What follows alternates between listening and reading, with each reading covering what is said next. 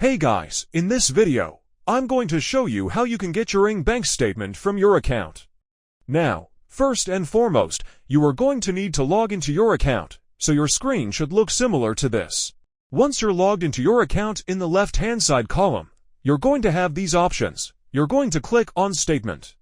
So once this appears, you can go to View Statement, Interest Overview Statement Preferences. We want to view our statements.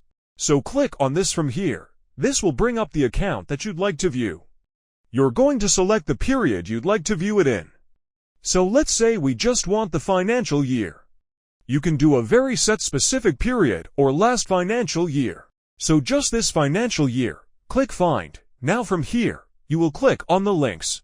So from these dates to these dates, and then that will automatically download your PDF document. As you can see in the top right-hand corner, if you click on that, that will then open the document. And that is all. If you found this helpful, make sure you like. Thanks for watching.